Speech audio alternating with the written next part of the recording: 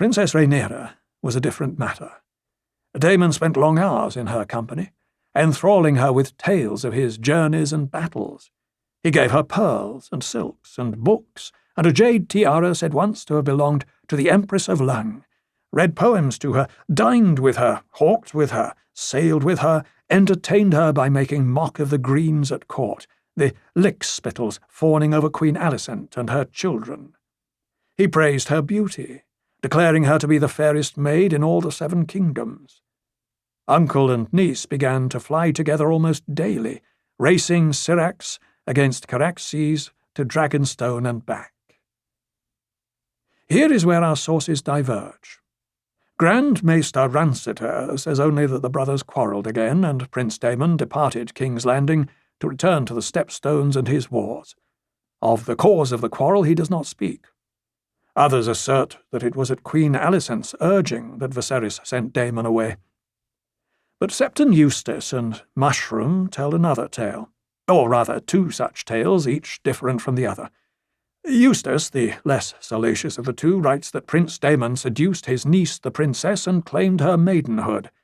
When the lovers were discovered abed together by Sir Aric Cargill of the King's Guard and brought before the king, Rhaenyra insisted she was in love with her uncle and pleaded with her father for leave to marry him. King Viserys would not hear of it, however, and reminded his daughter that Prince Daemon already had a wife.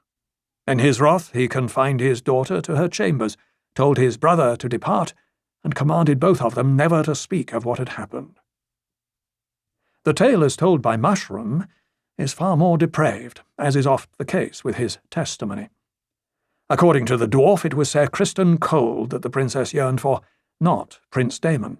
But Sir Criston was a true knight, noble and chaste and mindful of his vows, and though he was in her company day and night, he had never so much as kissed her, nor made any declaration of his love. When he looks at you, he sees the little girl you were, not the woman you've become, Daemon told his niece. But I can teach you how to make him see you as a woman. He began by giving her kissing lessons, if Mushroom can be believed.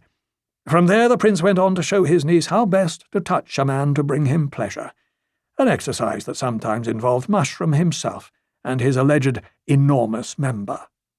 Daemon taught the girl to disrobe enticingly, suckled at her teats to make them larger and more sensitive, and flew with her on dragon-back to lonely rocks in Blackwater Bay, where they could disport naked all day unobserved, and the princess could practice the art of pleasuring a man with her mouth.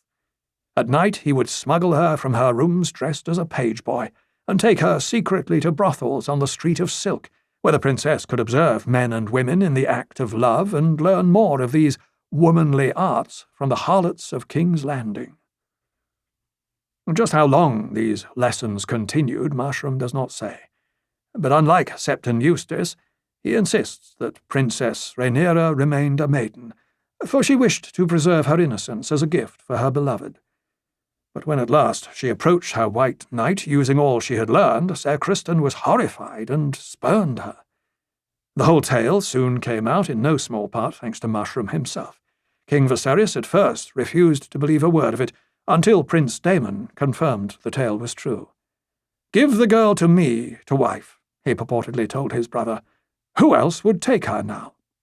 Instead, King Viserys sent him into exile, never to return to the 7 kingdoms on pain of death. Lord Strong, the king's hand, argued that the prince should be put to death immediately as a traitor, but Septon Eustace reminded his grace that no man is as accursed as the kinslayer.